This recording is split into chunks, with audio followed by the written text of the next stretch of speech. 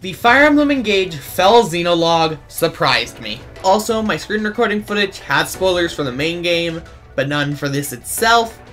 So, if you haven't finished Engage and you still want to listen to this, just click off the video or minimize the screen. I was cautiously optimistic, especially with some of the things that had been announced basically immediately after the first trailer for it. More specifically, how little control you'd have over your own units, with their classes, items, weapons, and levels all being pre-equipped, as well as about half your army being pre-equipped that you have no say over. So essentially, aside from your emblems, you didn't have much say over what units you bring. But honestly, that became way less of a big deal in some of the later stages, as in the beginning you only really have room for 1 or 2 characters of your choice, but by the end you easily have room for something like 10.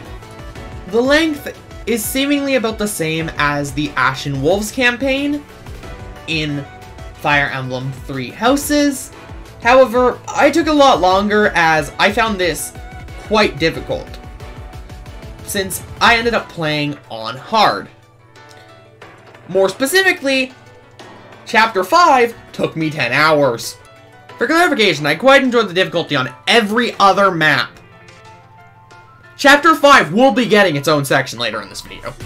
And there's definitely one more thing of note. This game has its own separate difficulty selector from the main game. However, it does require you to both access it from the main game and uses the units and emblems you have unlocked in the main game. But that isn't the big catch. You are forced to play on casual mode, to my knowledge. I assume. I played on Classic on my original playthrough, I used that file for this, and it put me on casual, and I couldn't figure out a way to change that, so I'm leaning towards it as exclusively on casual, which isn't a big deal to me, but that's definitely going to be something major for a lot of people. Either way, there's of course the 2 new characters. Well, technically there's more, but the 4 wins are essentially just the Mirror World versions of the 4 Hounds, so I'll talk about them in the Mirror World version of characters section. But, I have never had a worse time using a unit in combat than Nil. He is forced to be in combat, and he has genuinely horrible stats. He can't hit opponents, he can't deal damage, he can't dodge attacks, he can't take hits, he doesn't have magical attack, magical resistance, magical defense, physical attack, agility, strength. He has no good stats! Genuinely, his best stat is, straight up, an attack stat that barely hurts any of the enemies. As in, if his attacks hit, which they usually don't because he also uses axes, a weapon type that in this game has horrible accuracy, he's dealing 2 damage. Genuinely, the only thing he can do of use is activate Nell's special ability, which isn't worth it because if he dies, you lose. Genuinely, he not only makes himself a worse character, but brings his sister down with him. On the other hand, Nell is actually quite a good unit. She has a mix of bad accuracy and good accuracy depending on which of her 2 weapons you're using. I finally have dragon units. I said this in the first trailer video, but I have been waiting since Fates, because this is my favorite unit type. And in the game where the protagonist is literally referred to exclusively in dialogue as Divine Dragon, should have had dragon units. But she's incredibly fun to use. I paired her up with a combination of Ike and Hector, because it gave her good defensive options and good offensive options, while both being a more defensive, draw the enemy's attention to you type of unit. Frankly, She was really fun to use, and I did genuinely enjoy using her. On a similar note, the 4 wins. Frankly, I have nothing to say on most of them, since they're very much what you'd expect, especially from the trailer, and them just being the opposites of their counterparts. And in addition, none of them are really that unique in playstyle. Honestly, Celestia doesn't feel that different to her counterpart. Mavier, I'm pretty sure, is the literal exact same person. You can't convince me otherwise. There is no differences. Madeline is definitely a lot less annoying than her counterpart. And also a lot more independent, and not just here for praise.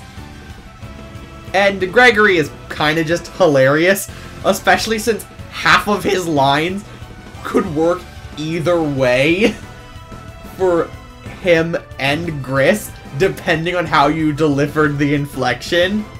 And if you want to go from enemy to ally, please consider subscribing. It helps out the channel a ton. Trust me, the other subscribe plug was worse. It was cheesy and I genuinely deleted it because, well, it was a better transition. It was cringy. Either way, everything else left in the video is pretty well exclusively spoilers for the rest of the game. So, if you haven't completed it, I recommend you click off the video and come back to it later. Next up, Chapter 5! The thing I really, really hate. I have no problem with it from a story perspective, but that map sucks. You basically have to navigate your whole troop without letting Alear die or Nell die, despite Nell being cornered in a room alone, pretty well, with a unit with ridiculously powerful stats, who also happens to have the weapon triangle advantage. So, yeah, it's not fun. It is really annoying, and I really dislike that specific map. Either way, the story stuff. Honestly, it's a pretty good story. Much better than the main game, if you ask me. Will I love Engage? Its story definitely struggled with being way too predictable and boring. And the Fell Xenolouge has a few misdirects that caught me off guard. And also, the comedy of the one character they actually programmed into the base game as usables, the one you don't get access to in the 4 Hounds. That part's kind of funny. The story struggles in kinda just being awkwardly plopped in the middle of the main campaign, which means they do their best to allude to things without directly saying them, which really hinders some things. Like, the fact it's never directly brought up that we essentially have the mirror relationship between Nell and Nil in Alear and Vale. You know, and also the whole thing of Nell liking this world's Alear, which is weird because technically they're siblings, since Alear is also a Fell Dragon. Maybe? Frankly, one of the biggest problems with the story is the lack of explanation into this world's Alear, because it is such a big plot point, and it's like, so are they, like, literally just exactly the same as our Alear, or are they, like, actually Lumera's child? I don't know. And it's kind of filled with a ton of, what? This makes sense if we're assuming the very specifics. And I'm leaning towards Alear being Lumera's actual child in this universe by the hair color being solely blue instead of the mix. But I don't know! I do like the fact that it's the opposite gendered Alear, I think. At least it was for me. There's definitely some stuff that's really cool, and I really like. But, especially with the Alear stuff, there's so much that's just like, so, you could have explained this more. I would have really liked an explanation, which is just kind of weird to me. An additional piece of information that would have been cool is, how did the bracelets end up in our world after this?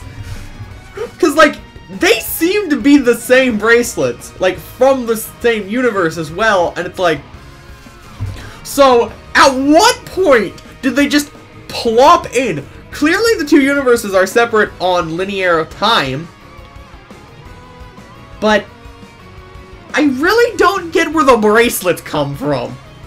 Like, did they show up here first and ended up there, or what?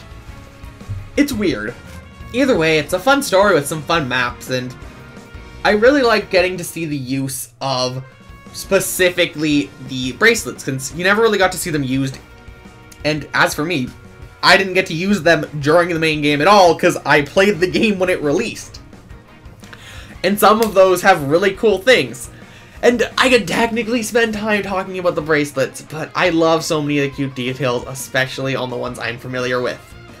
What are your thoughts? And I'll see you guys in the next one. Bye!